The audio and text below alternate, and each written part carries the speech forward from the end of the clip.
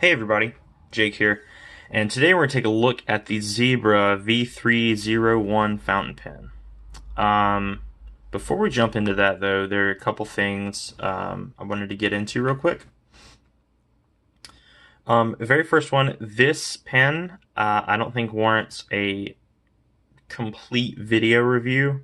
Like with my proper camera, this is just on my phone. So when you see videos like this, they're just taken on my phone. When you see videos with different angles and editing, it's on an actual camera. Those take significantly longer. I don't think this pen's worth that, to be honest. And also, just a quick update on the channel. I do have several more fountain pens to review, but it will start to slow a little bit. I plan on going to the pen show in Atlanta, which is not too terribly far from where I live. And also, for those of you who are interested, I'm also going to try to get tickets to go to Blade Show in Atlanta. I just found out that it was this close, so I kind of got really excited about that. But one thing very specifically channel related that I've been considering doing is starting a Patreon. I know a lot of people do them. I don't know a ton about it. But there is something very specific that I want to start up for. I would like to make, just enough money really to cover the shipping for giveaways, because guys, I have a bunch of these pens that I buy, especially pens under $100 that I really they just sit here, and I'd really love to be giving those away to you guys, but paying $6 to $10 for shipping a bunch is just, it's not realistic for me. I don't have the budget for it. So if you guys would be interested in me setting up a Patreon account or anything like that, let me know in the comments. It's been something I've been considering, mostly for giveaways. If I made more than that, it would go towards better lighting first off, so we wouldn't have like these glares here, which bug me like crazy, and just better overall quality for the videos.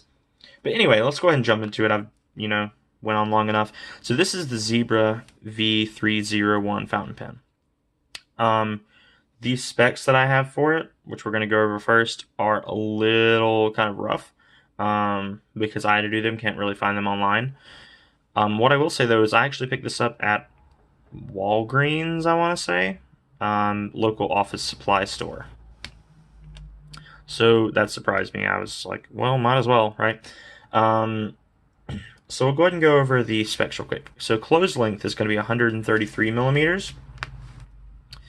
The open length is going to be 108 millimeters. No point in measuring this nib because it is a hooded nib, so it's like, maybe 2 millimeters or whatever. The cap is going to be 40 millimeters, not milliliters. Sorry, I bought some ink yesterday. And posted is going to be 146 millimeters. So the overall weight of this with the ink cartridge in it is 16 grams. So we'll go ahead and do just a closed size comparison. Bring out something in a similar price range. This is the Jinhao X750. And now we'll go a little odd price range with some pens I just have sitting around on my desk. This is the TWSBI 580 All in pink. This is the Lamy 2000. The Pilot Vanishing Point. And we'll go ahead and bring out the Pilot E95S as well for this one. So you can see it's not huge. It's not super small when capped. You'll see in a minute, the size difference. So let's go ahead and uncap all of these.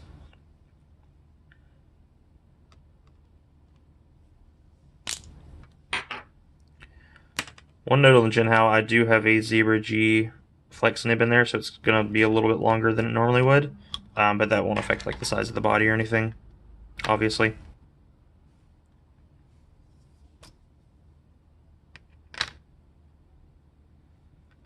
And I'll just, leave the vanishing point because it doesn't get any longer if you open it up. And of course, none of this is cooperating with me as I'm shooting this. I'll just leave it like that for now. We'll do a post review in just a moment. So you can see it sticks to kind of the shorter end when you uncap it. It is not a very big pen. It's actually not a whole lot bigger than the E95S. You can see there, like barely at all. But it's not terrible. So we'll go ahead and remove a couple of these that can't be posted.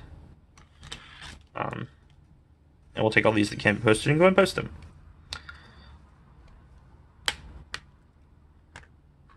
There's the E95S.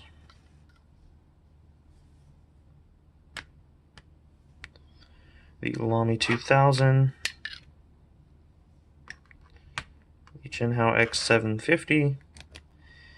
And the Zebra V301. So it comes out to about the same length as the Lamy. And, you know, somewhat similar to the Pilot E95S as well. It's dwarfed by the Jinhao, just because the Jinhao doesn't post very deeply. So, but yeah, posted, it's not a bad length. If this is the size you like your pens posted at, it's not terrible.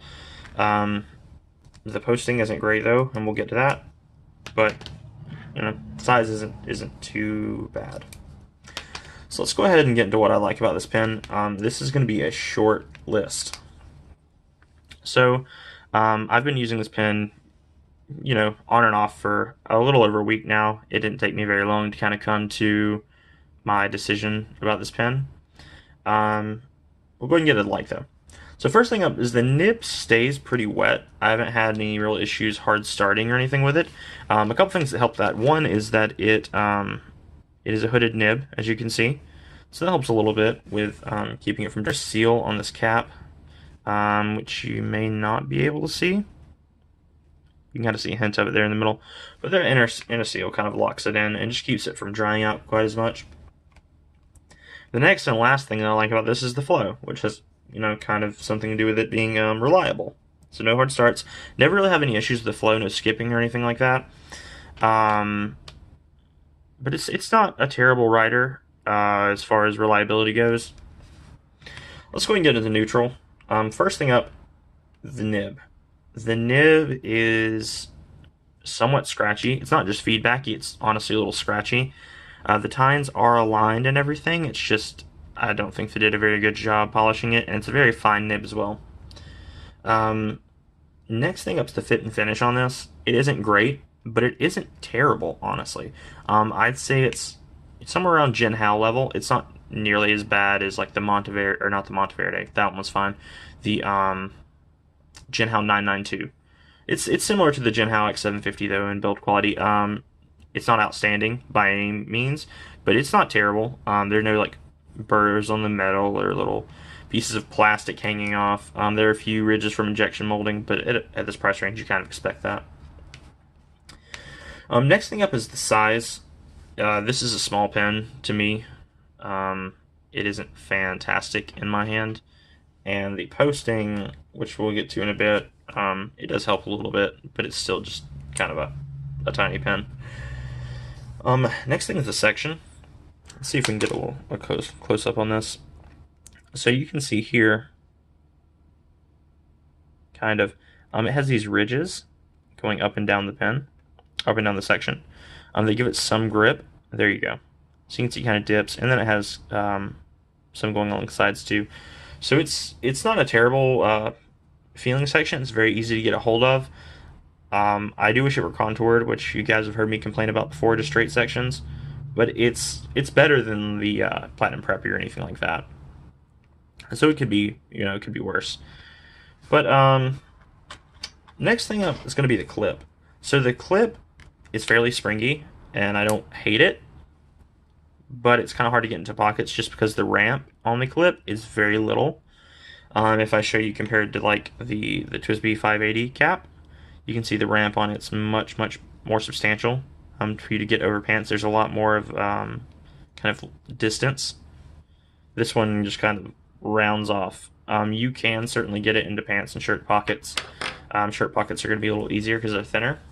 It's in my case, but it's not, you know, not a crazy good clip. They could, if they adjusted the ramp, this would definitely be in the like section. I like the springiness of it, and it's secure. It's not too stiff or anything like that. Next thing is the feed.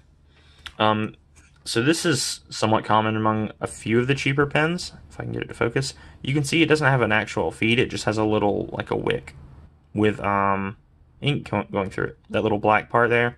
When you get the pen, it is white. You insert the ink cartridge, and the ink travels down as ink does, and it turns that wick black. If you touch that, you will get ink on you. Anything it touches will get ink on it, but it's not a really big problem. There's enough of like clearance to kind of avoid that issue. But the feed's okay. I really prefer plastic feeds over these, but you know, in the price range, again, it's not super uncommon. Next thing up is the aesthetic. It's not terrible. It's not great. It looks like a ballpoint pen, to be honest. You know, apart from the nib kind of shaped thing in the FP. But it's not terrible. It looks, like I said, like a kind of cheap ballpoint pen. Or, well, realistically, to some people, a high-end ballpoint pen because it's made out of, you know, some sort of metal. But it's not great. It's not terrible. On to the dislike. First thing is the posting. So this posts very shallowly. You can see that there. It goes down to about here.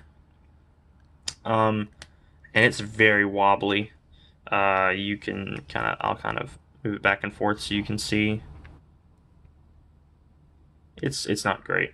Very easy to pull off, very easy to put on. So I wouldn't count on it. I wish it capped or posted as strongly as it capped, because it caps, you know, fairly well, but the posting's just atrocious. Next thing up is actually the proprietary ink cartridges. So I have one in here, but I have an unused one I'll show you. So this is the ink cartridge, and at first glance it almost looks like a Standard International, except that I have a Standard International right here. So you can see these actually hold less ink. This is unopened again, but it has all these back parts, and also it's a little wider. At least, you know, it's about the same width as that past a little step down, but the mouth is also wider. So you can't, you know, put this in this pen, and you can't put these in Standard International pens. I would have been slightly more okay with this if they'd filled it all the way up, but this is a joke. That's a lot of ink missing. It's a noticeably large amount. So I kind of wish they just went Standard International with that. But of course, it's a way for them to make money, which I'm about to come to in a moment. So there's the ink cartridges for those. Next thing, the section threads that secure the body on. They're just like this terrible plastic that the grip section is made out of, which is fine for a grip, but for these threads against metal threads, it feels terrible. It's just bad. There's a lot of give to them when you're screwing them on. I hate them. I really wish they'd done kind of a, you know, metal on the section threads as well, just to make it more cohesive, or plastic on the body threads. Either way, but metal on plastic I'm not generally a big fan of.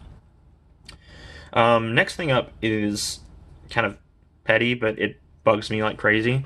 The text orientation. So you can see it says V301 FP, but then upside down here it says zebra.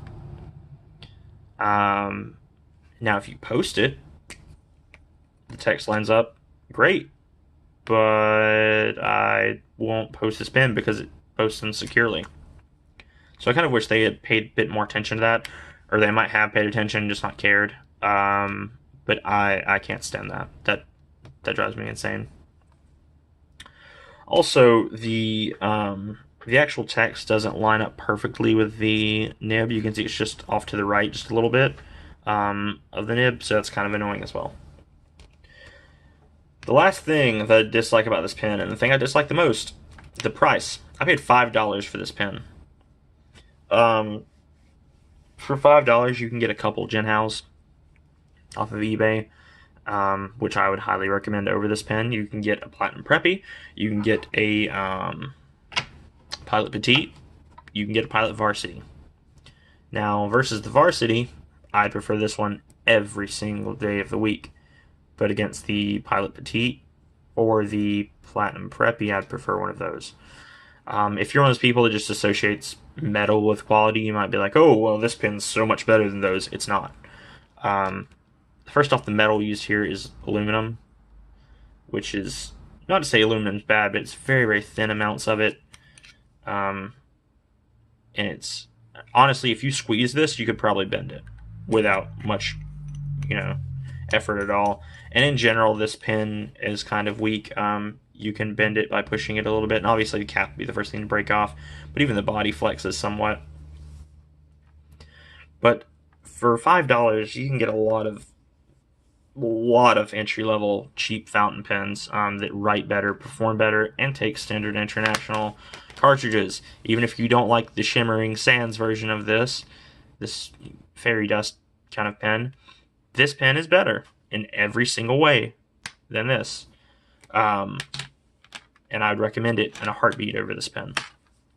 Also, while we're talking about price, these cartridges, it's like $250 for 2 of these cartridges. That's insane. If you're going to use this pen and you just insist on it, rinse out the cartridge, take a syringe, and fill it up with your ink. Don't waste that much money, because with 4 of these ink cartridges, you're buying the pen again. Save that $10 and go get you a decent pen, or save 5 more and get a Metropolitan. I know they're going up in price, but you know what I mean. It's just leagues away from being worth recommending to anyone. So I don't recommend this pen. As a conclusion, I don't recommend it at all for the price. There are so many better pens you could get for this price. And I have reviews of better pens at this price point. Very specifically, just right here, just get an X750. You can get it in a flat black or all kind of crazy colors if you want to. Does it look as good? Debatable, depending on what color you're getting. I prefer this over this, but the clips, but everything's better. I'm not going to get into that, but I may do an upcoming cheap fountain pen review comparison anyway. But let's go and get to writing sample before this turns into too long of a rant, because this video is already way too long. So we have, let me go ahead and focus on the paper here. Sorry about that, guys. So we have the Zebra V301 fountain pen.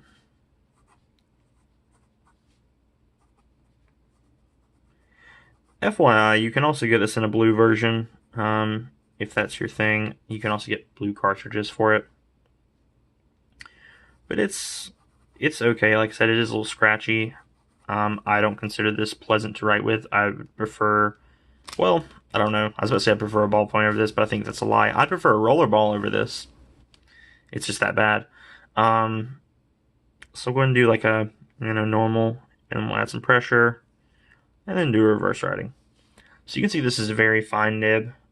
This is the only size this is available in. But just to compare it real quick to like a TWSBI medium,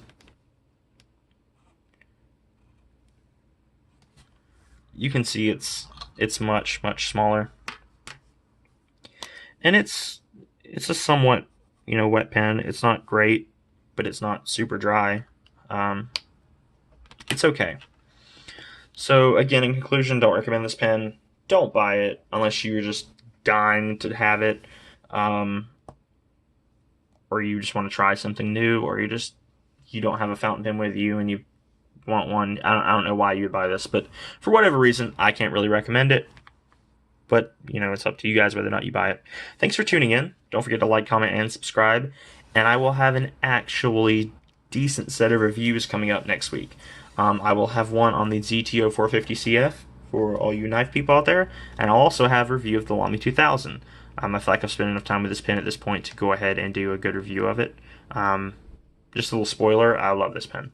But we'll get into that next week. Thanks for tuning in, guys. Don't forget to like, comment, and subscribe. Keep an eye out for some upcoming videos. Thanks, guys. Bye.